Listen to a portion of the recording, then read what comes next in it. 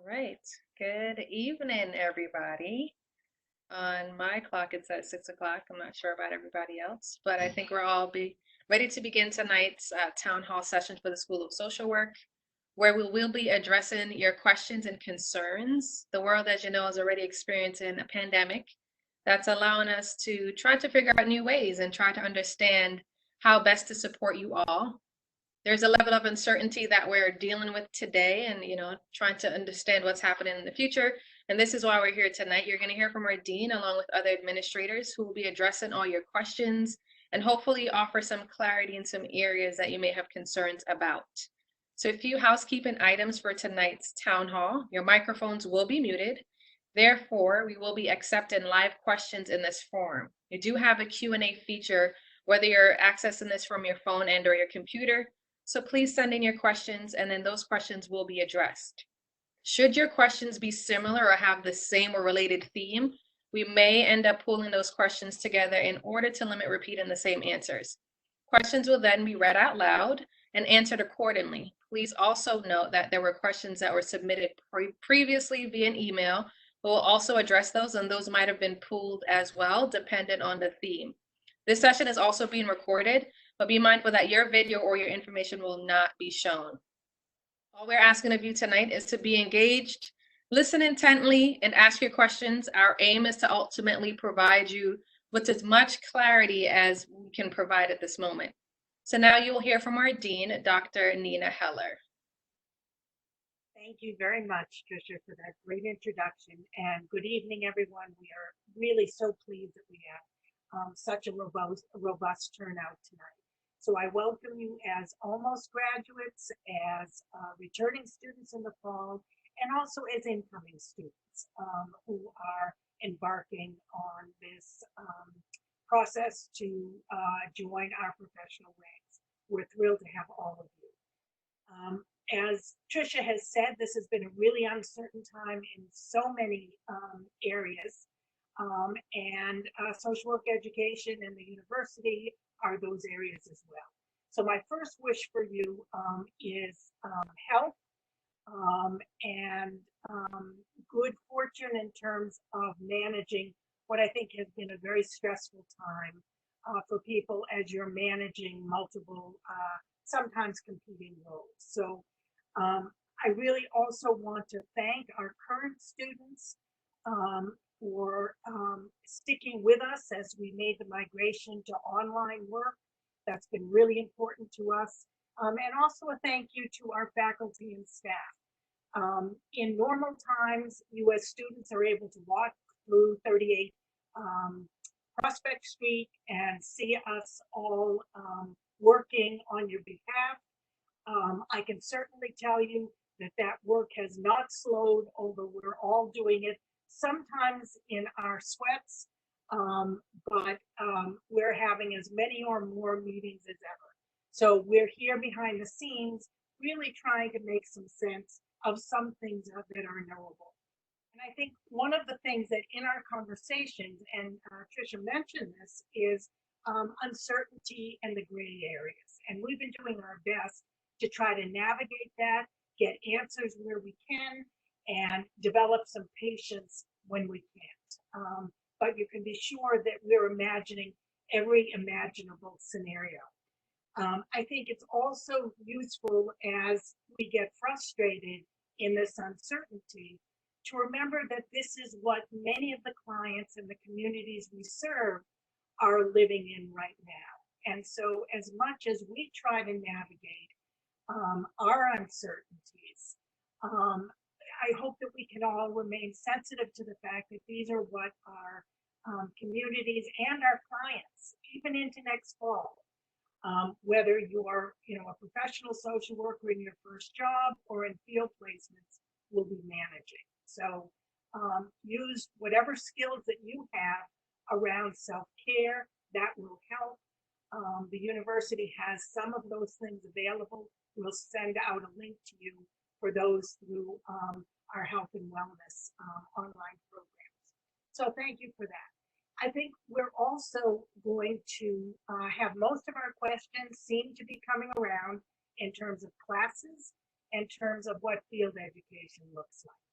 I want to introduce our panelists first, and then I will share with you a couple of things from the university side, things you may have read from communications from the president, seen on the UConn COVID page, and you may also have seen some of this in the newspapers as they're beginning to carry some of this information. I can also assure you that I'm in touch with the deans of schools of social work across the country on a daily basis as we're all trying to sort out the problems that every school is trying to sort out right now.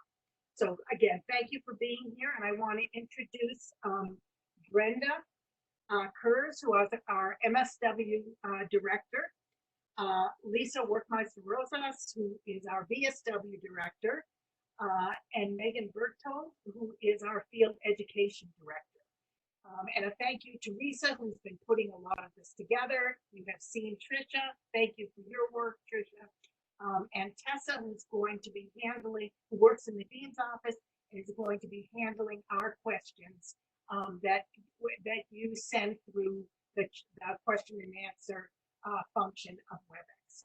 So let's get to it and start with a couple of university items. On Friday, the university announced that all faculty and staff were to begin to prepare for the possibility of online teaching in the fall. And so we had already anticipated this.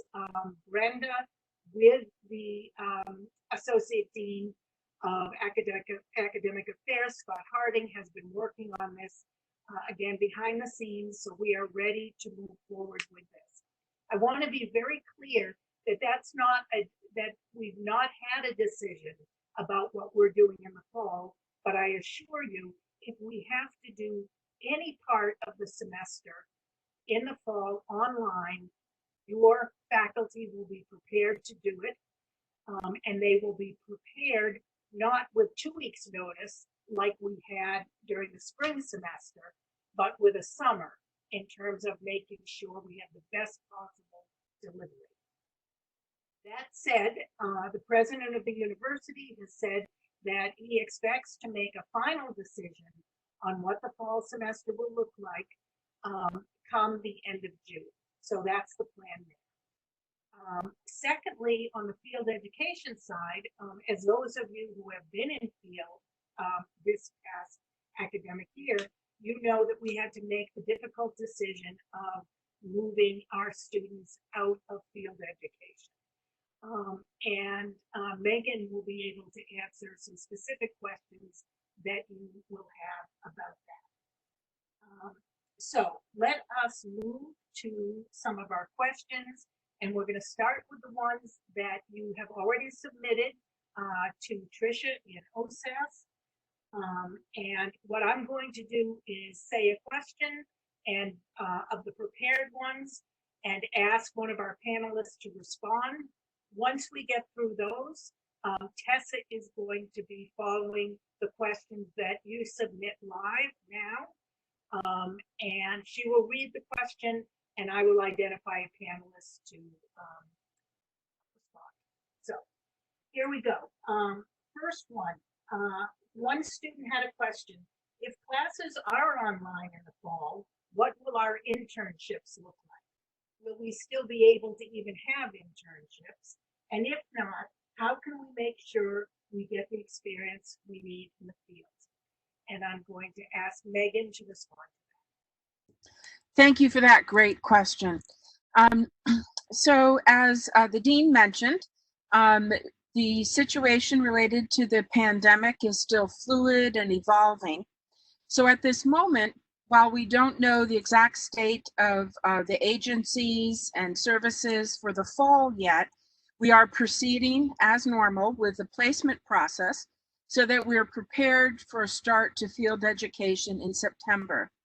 At the same time, however, we are developing contingency plans should the need arise, and we will keep you informed of that both through the frequently asked question section on the School of Social Work website and also through emails. And in terms of contingencies, we share your concern in wanting the field work to continue to support what you're learning in classes and also to be rigorous. So if necessary, we're preparing now for some remote field activities as well as opportunities for simulated practice if we need to not have students physically in the field placements for a portion of the fall. So again, stay tuned for that, for updates on that. Great, thank you, Megan. Another person wrote in saying that she'd already had an interview for placement for this next academic year, but she doesn't know if the site is willing to take the person, and she's worried she won't have a place to go. She notes that she contacted the field education office and the site multiple times, but that was told by the field ed department that students might not know whether or not that internship is available until July. Some of the questioners' peers do have confirmed ones, some don't, and the person wants to be certain that they have a good field placement for next academic year. And one of the questions is my experience typical, and what can I do to make sure I get a placement secured? So Megan? Thank you for that question and concern. At this year, your experience is typical. The field education team is in frequent contact with the agencies where we have historically been placing for many years. And some of them have felt prepared to interview students. Generally, if they do feel prepared to do that, they've been interviewing students remotely through video conference or telephone. But even so, confirmed the field placements until sometime this summer. And so your experience, I can appreciate that you might be feeling anxious about whether your placement is secure. Will it definitely happen, and in what form will it happen? And we just ask that you, be patient, stay in touch with us, continue to communicate with us, just as we are staying in close touch with the agencies. The agencies are telling us that they very much value having UConn social work students, BSW and MSW students, placed with them. And they are committed to doing everything that it takes to continue to be able to provide field placements. So stay tuned. Thank you. Thanks. Next question is about immunizations. And what about the immunizations we need for internship as well as getting into UConn itself? I think this is from an incoming student. What if we are late on it because of the pandemic, and it could be difficult to schedule doctor's appointments for vaccines, etc.? Megan, do you have anything on that? Yes, I do. For the very reasons that you state, that it's difficult to get into doctor's offices or labs to have immunizations, for those reasons, we have been in touch with our field agencies, and at this time, we are advising all students not to try to get their immunizations if they haven't already completed those. We will be able to confirm a placement for you, to secure a field placement for you without the immunization, but we ask that you keep aware of when doctors' offices are reopening for those kinds of visits and procedures. We will also be keeping our eyes on that because it will be necessary for students before they physically go to an agency and begin in-person field placements to complete their immunizations. But we know, and agencies know, that this must be delayed at this time. So you're in good company, and please don't worry about that. And we will be communicating with you when we know that it is safe to resume completing your immunizations. Thank you. Okay, we have another question about online learning or distance learning for the summer and for the fall. Brenda, could you respond to that, both for the summer and fall? So, sorry, Nina, but what's the question? Yes. The question is, could administrators speak to what is being considered for potential distance learning continuing into the fall semester?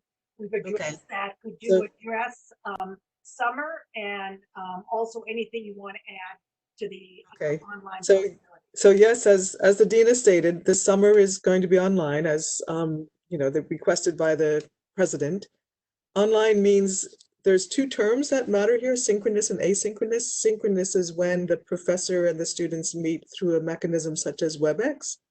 And asynchronous is when there isn't such meetings. I think most of the classes will be a combination of those things. And the synchronous part will be at the time, and this is true for fall also, if we go online. The synchronous part will be during those times for which the class has already been scheduled. So you should be able to go ahead and plan ahead. Okay? Good, thank you. Okay, and another question, and I think this is what really our whole town hall is about, is what, if anything, is the impact of COVID-19 on the 2021 academic year for both academics and as field placements. And I think, as we've said, the academic side is that we will still be offering every course we were going to offer.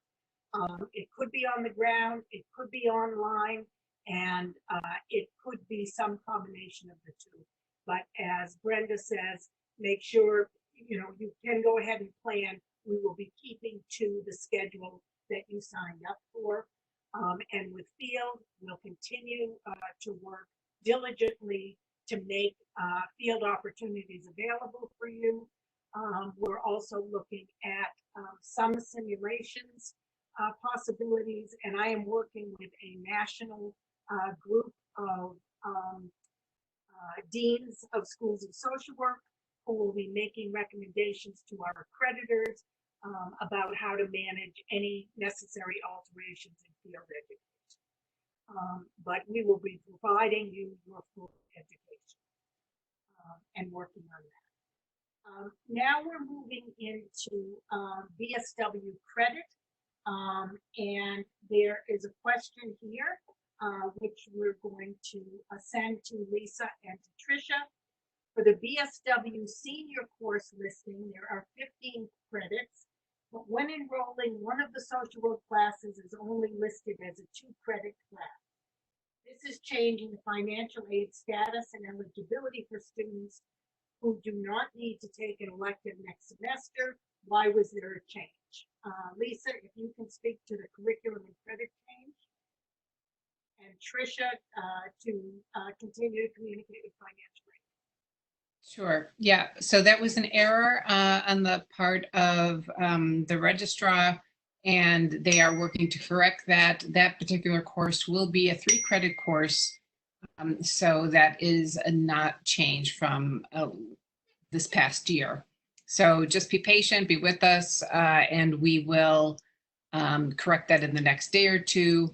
And your financial aid should not be affected. Thanks. Thank you. Anything you want to add to that, Tricia? Regarding the financial aid, just to check in at the end of the week to see if there has been changes automatically. And if not, you can contact OSAS at SSW Student Services at UConn.edu, and then we'll be able to work with you one-on-one and try to rectify it. Great, thank you very much. And another BSW field question, and this would go to Megan and to Lisa. How are internships going to be handled for the BSW cohort for the coming fall semester? Will there be any changes or exceptions? And should we have heard about from our placements as of now for juniors and seniors? Thank you for that question. The same information that I provided earlier in terms of how we are Making arrangements for the MSW students applies also to BSW students. We're in close touch with the agencies that are eager to offer BSW placements. And just like everyone in Connecticut, we're waiting to see how things evolve and whether that field placement will take place in person starting in September, or whether during a portion of the fall there may be remote or simulation activities for field that are still, by the way, allowed and accepted as field hours by our accrediting body, which is the Council on Social Work Education. So I and the dean and the other administrators are in frequent and close contact with our accrediting body and getting updates, and they are very aware of the challenges that students face on the ground and have proven through this year to be quite flexible and reasonable with us. And I anticipate that they will be as well for the coming year, if that's necessary. Great, thank you. And here's a question for Tricia. How much flexibility is there for first year graduate MSW students to change concentrations? Thank you for your question. There is not much flexibility. There is an application process and it has to be approved. And then there are other implications that we have to think about. So if you are considering that, to come to our office, OSAS, or email us as soon as possible. We're still working, though we're remotely. We're answering emails, we're answering phone calls, or returning phone calls. So please, if that's a plan that you have in mind, to contact us so that we can walk you through the necessary steps and to avoid any delays that may occur. So communicate and communicate and communicate. Great, perfect, thank you. I just want to add one thing to that, if I might.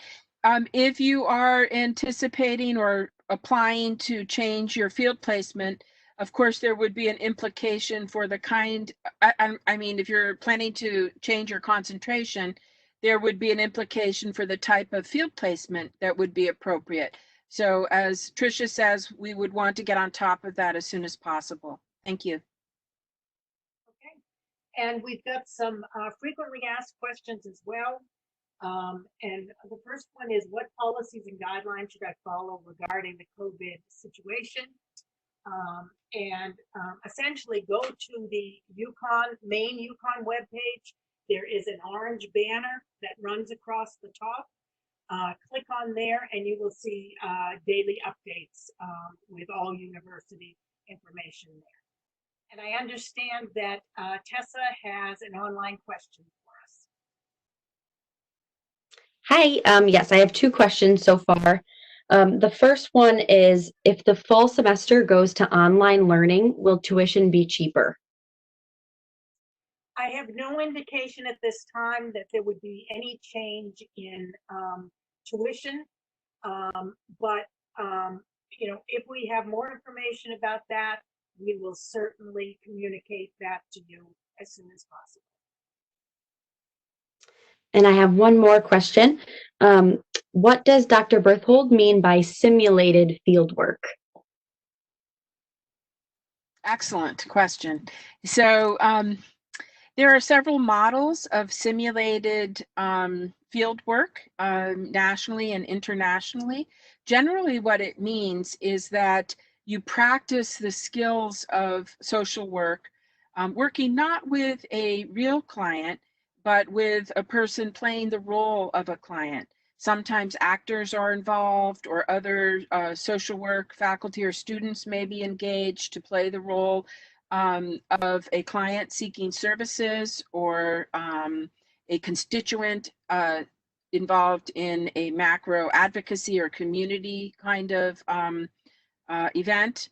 And then students will practice their skills, and they are provided with feedback and suggestions, and coached also on other strategies they may have used in interacting with the client or the community.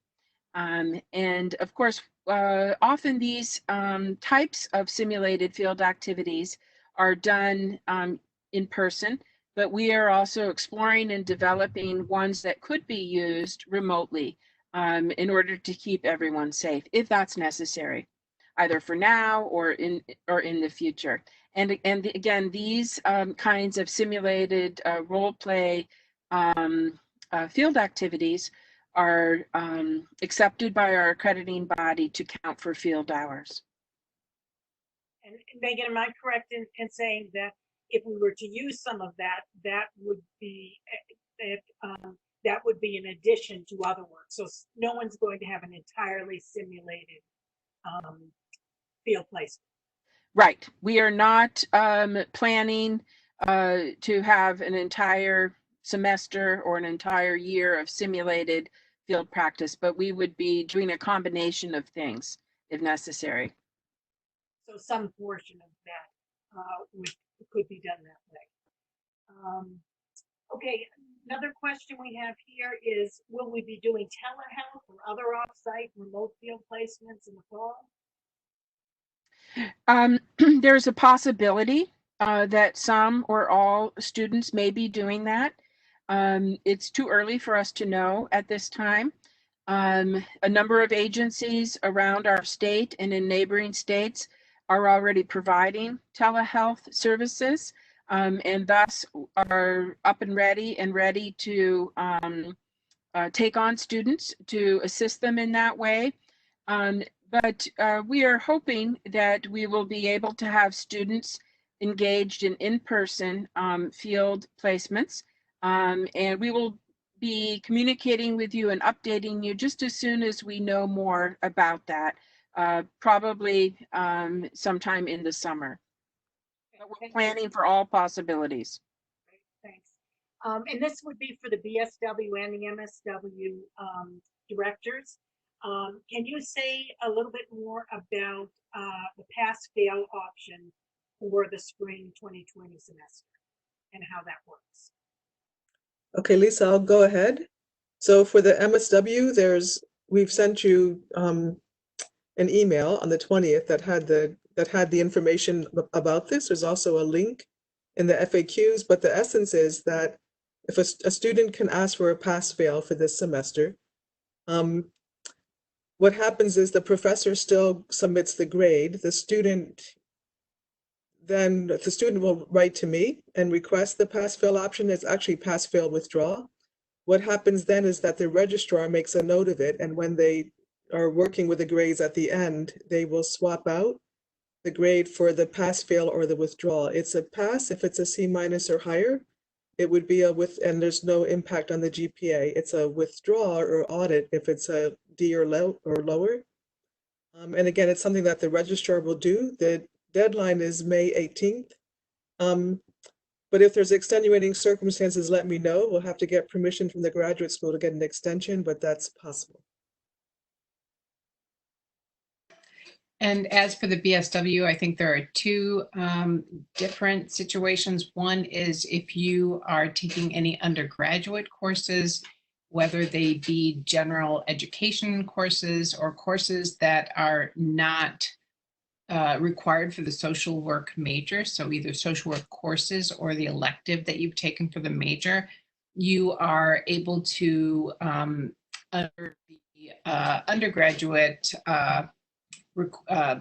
I guess requirements or temporary change in requirements, able to take any of those courses pass-fail. With regard to the social work major, you can take up to 3 courses pass-fail, and you would just need to let OSAS know about wanting to take that course pass-fail, and it would follow along the same lines as the MSW curriculum in terms of the professor needing to give you a grade, but in the end, on your transcript, it would be either a pass or a fail. Thank you. Tricia, thinking about any incoming students who may be in the WebEx today, is there anything you might want to add about advising and orientation sections and processes? Sure.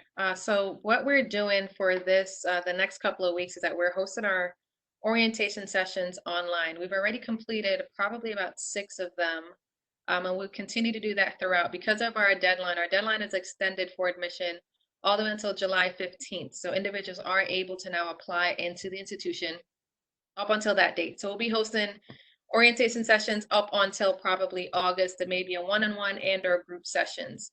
As far as our advising sessions, all incoming students should have already received an email regarding the date that they're assigned to. So we'll have faculty and representatives there as well. However, we understand that everything is fluid at this moment and that time may not work. So we're trying to identify different dates and times that may work with students. So everything is virtual. We're also providing links and resources for incoming students so that they're aware of it. We're sharing PowerPoints at the end of each session just because it's difficult to do a virtual session for 1.5 to 2 hours. So essentially, we're doing as much as we can to ensure that everyone is informed. Another thing for the incoming students is that we are trying to answer all the questions that you may have and that we understand what you're going through. So just please reach out to OSAS and then we'll be able to walk you through any process as we're able to. Thank you. Tessa, you have a couple more questions for us. Yes. Okay. I have two more questions right now. The first is, as a 3-year MSW student going into my first year of field in the fall, will staying online in the fall affect my length of stay in the program? Brenda? Let me unmute. It should make no difference. The plans, the courses would be the same, the sequence would be the same. So there should be no change. I'll just add to that in the advising session that we'll go through 2, 3, and 4-year plans. So for example, if you do plan to do just 2 years and something happens, I don't know, a couple of weeks from now and you want to extend it to 3 years, we're going to go through each of those categories so that you're well aware of what your program plan would look like. And what that means is that we have certain classes that you have to enroll in, and we're going to actually help you to implement and input all of those so that when you're registering, you will be on track.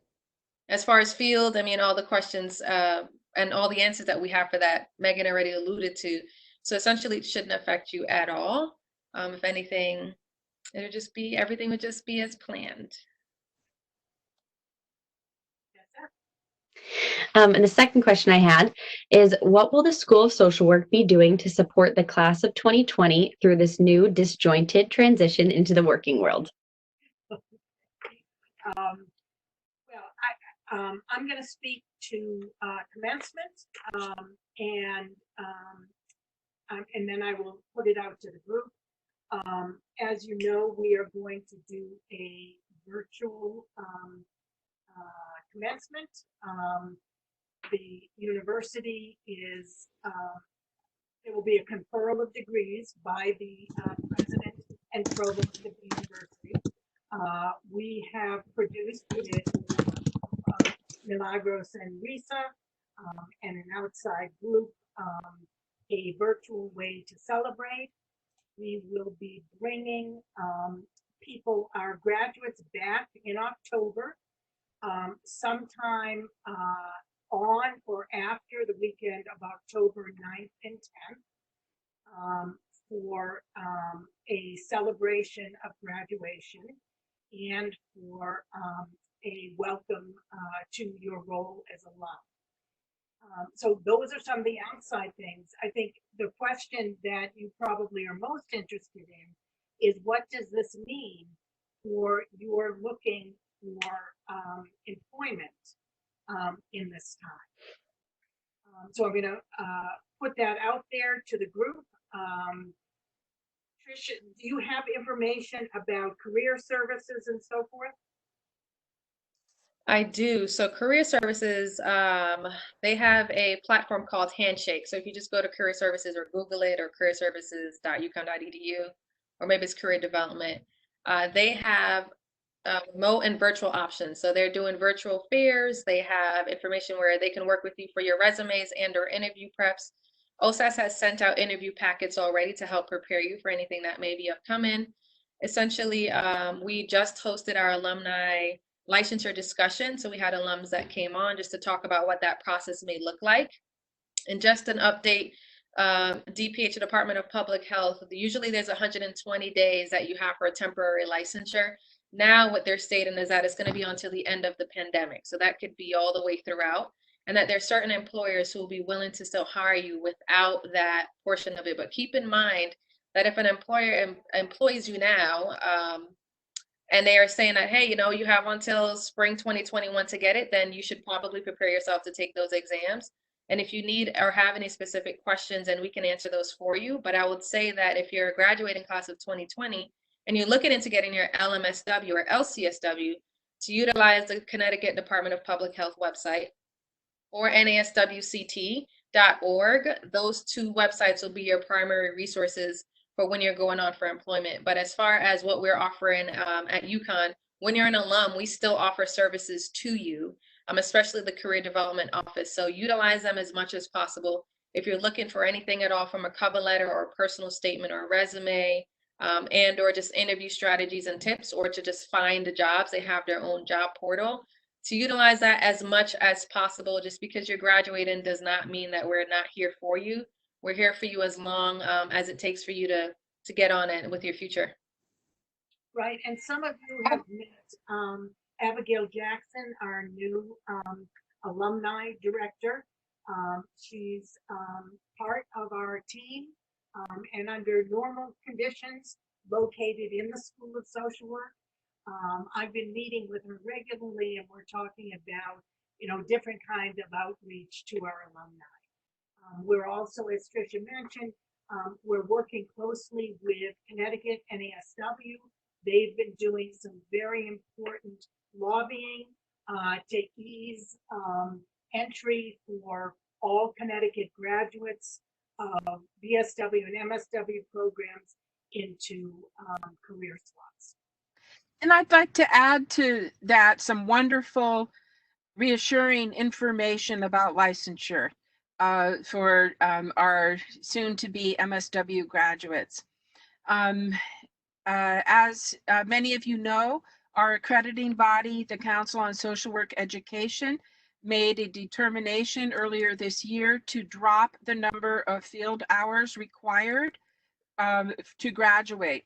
And so what this means, and I've checked this out, and the School of Social Work has checked this out with several different bodies. And what this means is when we certify you and you go through the audit and you graduate this year with your MSW, you will be graduating from a fully accredited School of Social Work. And that's what matters in this state and around the country for being a key component for being eligible to sit for your first licensure exam. And then also, if some of you are seeking to become a licensed clinical social worker 2 years out with supervision, you'd also be eligible for that. And further, we checked with, we wanted to know what about other states outside of Connecticut, and what we were assured of by CSWE and also by the Association of Social Work Boards. That's the group that does a national exam for social workers. And students who graduate this year with their degree from UConn will not be limited in terms of where they can apply for licensure in the United States based on graduating with reduced field hours, because CSWE has certified that that's all the number of hours that you need in order to graduate from an accredited program. So there should be no obstacles there. Great, thank you for that clarification. So I think, in a nutshell, it means that because of the work of the National Association of Deans and Directors, NASW Connecticut, CSWE, graduates will not be penalized in terms of their transition into work life. So I think that's a critical message for us. Tessa, do you have additional questions? I don't have any more questions right now. Okay. So participants, any additional questions, please get them on the right, submit them on the right side of your screen, and we will try to answer them. We'll give you a few minutes for that. While you're doing that, I'm going to ask each of the panelists if there's anything that hasn't yet been asked that you think is important that we address in this forum. Brenda? Okay, I think mine are fine. I mostly wanted to talk about the courses and how they're being delivered, the synchronous piece and the pass fail. So I'm good. Okay. Lisa? I think everything has been answered either through the curriculum piece, which is very similar to the MSW, and the field piece, which is similar to the MSW field, and OSAS, which Tricia covered very well as well. So I think we're covered there. Okay, and Megan? 2 quick points. We are proceeding with summer block and are actively placing students for that, for field work. And also, we've gotten in the field education office questions for some graduating MSW students who have been in field 15 hours a week this year. I am delighted to report, if you haven't heard already, that I've certified that all of the 15-hour-a-week MSW students who are scheduled to graduate this year have fully completed all of their field education requirements for graduation. And OSAS has been notified of this and is handling, the issue of degree conferral. Of course, students also need to complete their academic courses as well. And I would just also add the same thing with our BSW grads this year, our first cohort. Yes. Thank you. Tessa, I see we have some additional questions. Yes, we had a few more come in. Can you speak to our commitment to maintaining community? Yes. But I'm also going to ask Tricia to address that because I know her office is one of the areas of nexus. I know what we've been doing with faculty and staff is very frequent meetings and really looking at how we can stay connected. I am hopeful, and we'll want to get information about this later on, that the online work that you've been doing with your faculty members has served to bridge some of that. I think that's important. We've talked about alumni connections we want to make sure are in place. And I know I've attended a couple of Just Community events, which have been wonderful community opportunities, whether it's a solidarity hour or a book review that we did that was actually sponsored by one of our current students. So I think Just Community has also been trying to make those things possible. Anything you want to add to that, Tricia? Sure. I will just say that we're continuing to provide services to our students and resources, obviously, that we're committed to your academic success. We're committed to your leadership and personal development. So though we're remote, please still stay engaged with us during these times. We're offering the resources and we're planning strategically how to ensure that though we are physically distant, not necessarily socially distant, but though we're physically distant, how are we going to maintain, be in a community, and to really battle against the loneliness that other individuals may be facing during this time. So as a social worker, as you're aiming to become, or you are currently, just continue to just be engaged with other individuals around you. And we're going to need everybody to try to maintain the sense of community. It can't just be the school. It can't just be certain offices. So we're going to need students and faculty and staff and everyone to come together during this time so that we can be the best that we can be. And essentially, I know that GSO in this time, they're doing virtual events as well. I believe they just did a virtual yoga. So also, follow their social media pages and try to be engaged with the student community as much as possible. And know that we're here and we're committed to you, but it's going to take all of us and not just one body or one voice. And if I could add one thing, I'm on the Just Community Committee, and we have had 2 really amazing virtual dialogues. One was specifically related to the COVID-19 crisis. The other one was really a place to find connection and talk about the things that are going on for folks. So please look out for them. I think we're really hoping we can do more, and they've really been helpful for folks. And we hope that you can continue to join us on that. And I see that there's a chat question noting that there's no commencement ceremony and a potential October event. Will we get the opportunity to wear a cap and gown and be hooded? That could be certainly part of the planning. I think that would be great. And, you know, as I said, we won't do, final planning until August when we know we have the all clear to bring people back.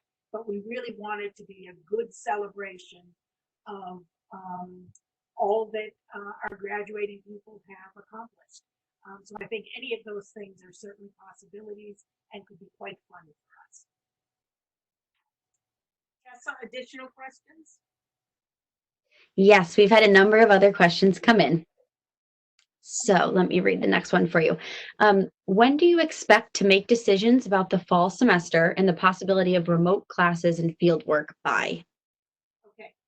The decisions about the fall semester will be made by the university president. And he is saying that he expects that decision to be made by the end of June. So by June 30th.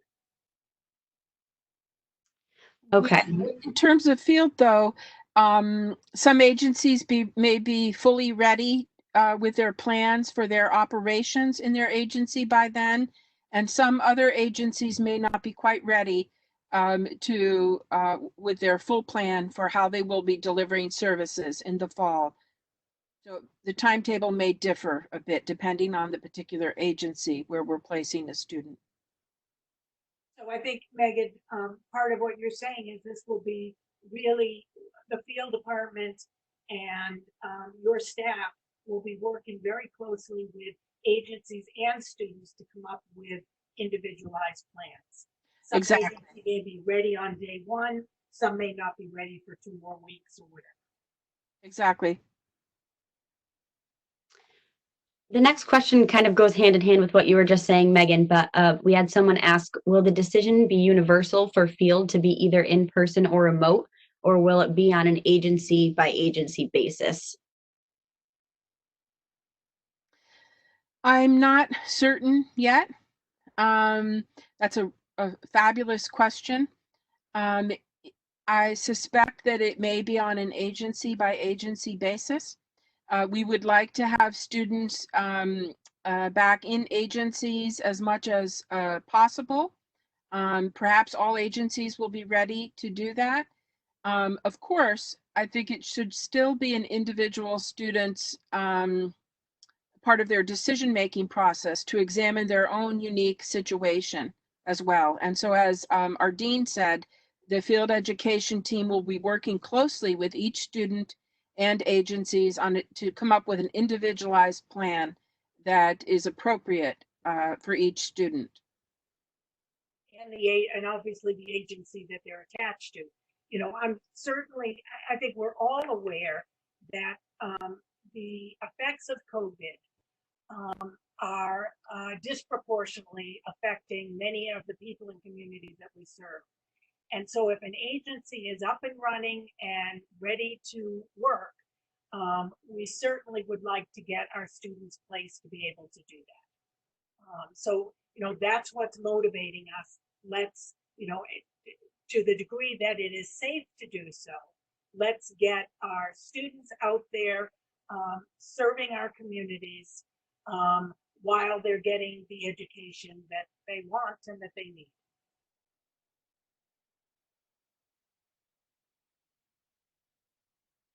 Our next question is for the UConn required immunizations due in July. Is it okay if we would possibly be late on that as well? Yes, and I attempted to answer I answered a related question earlier. We did set that July, I think it was July 5th date some time ago, and then COVID happened. And so I just want to take this chance to reiterate that this is not the time to be going out and getting your immunizations. I don't think you'd be able to find places where you could get that done anyway.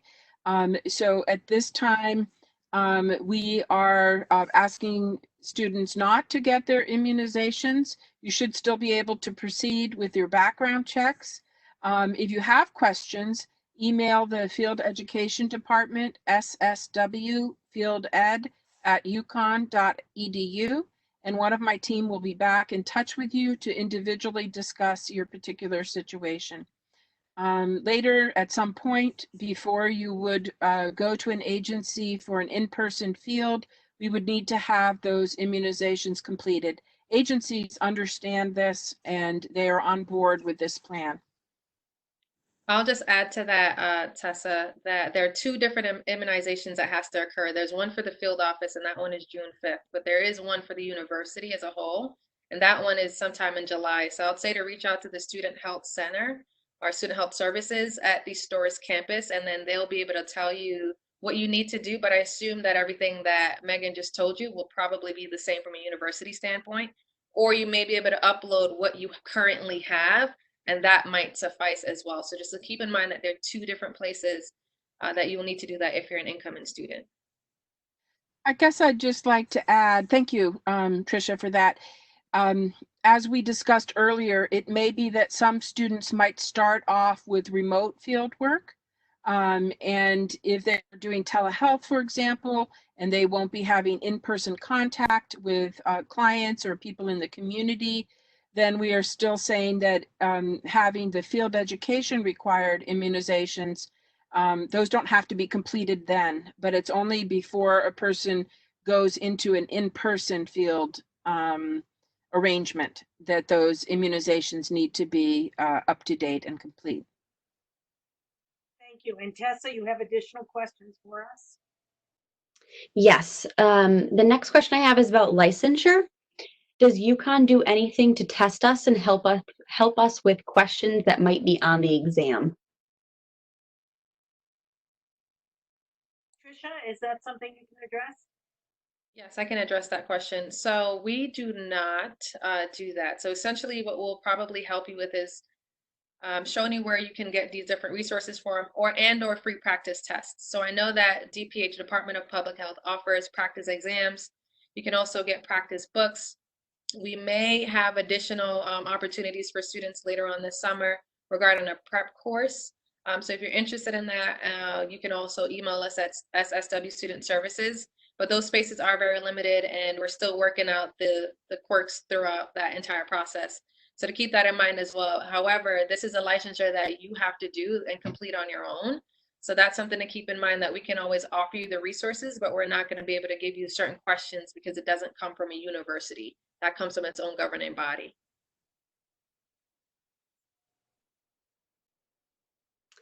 Our next question is, what is the average student body size for a UConn MSW class? I understand that the applications are still open. I was just wondering what a ballpark size is, not the size of the individual class, but the student body The whole student body? for a given year. Okay. Tricia, you may have this. I mean, I think we're probably talking about on a typical year, maybe 325. Is 300 that around? Is that a good approximation? Nina, you're talking total, right?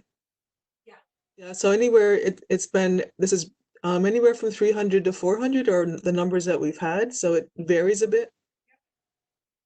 That's total. So divide it by 2 more or less for a year. Thank you. The final question that I have for incoming MSW students, do we need to submit evidence of having completed the Not Anymore training, tech training, and having ordered our immunization background check, or will that automatically show up in our account? So I can answer that question. It'll automatically show up. For example, if you don't complete your Not Anymore training, you'll have a hold on your account. You literally see a circle with a line through it, and that will show that you didn't complete it. And that's what we also see on the other end. Regarding the immunization and the background check, I think that goes through CompLEO with the field eds. I'm not sure if Megan wants to talk further on that, but I do believe that you will get a notification from CompLEO, and at the field office will also get that notice that you've completed it. Yes, we'll be notified when you've completed it in Complio. We meaning the Field Education Department. Um, and we are monitoring that, and we, as I said earlier, understand that it's impossible to complete your field department specific immunization requirements at this time. So we won't hold that against you. This question, we just had two more questions come in. This one goes off of the one that we were just answering. What is the tech training and when is it due? So those items are all, we go through those in our orientation session. So if you've not gone through those, we can actually go through every requirement that students, incoming students have to complete, because there are a lot of dates and a lot of items that you have to go through. But essentially the tech training is just to help you to get acclimated with our systems here that the university offers. And that is due, I want to say sometime in May. I think it's May 31st. But again, we'll go through that in your orientation as well as your advising session. So if you haven't completed that as yet, don't worry. We'll provide you with all the details that you'll need and ensure that you have everything completed at the appropriate time. And the final question that I have is, should we reach out to our field placements for next year if we know what they are and ask about the possibility of remote field work, or is a school going to reach out to the placements for us? Thank you for asking that question. I would ask that if you want to reach out to someone, reach out to the field education team member who placed you. And you know who that is. That would either be Cheryl Jackson Morris, Marilyn Cardone, or Gina DeVivo Brassau. The field agencies themselves, if there is a need to do remote field activities, we at the school in the field education department will be the ones to develop those activities. We already have a number of them developed already, and we will be giving you particular remote field assignments. So thank you again for the question, and please don't reach out to the agency on that point. They have their hands full right now trying to serve their clients. Thank you. Yes, and I think in closing, we are hopeful that we can just, do our courses as usual in the fall on the ground, that we can get folks in field placement as usual, but we are doing every bit of planning we can so that we do have contingencies in place for all of you. Again, I know that this is such an uncertain time, and we're doing what we can on this end to make sure that however this plays out, it goes as smoothly as possible for all of you. And I so appreciate your all coming tonight. And as Tricia and others have said, please don't hesitate to be in touch with you. I can assure you we are all absolutely wedded to our computers and our phones more than we probably ever have been. So it should be easy to get a hold of us. We don't even have our usual coffee breaks or walks to Starbucks. So do be in touch with us. Any question is important. So thank you all. And thank you to our panelists. And stay well.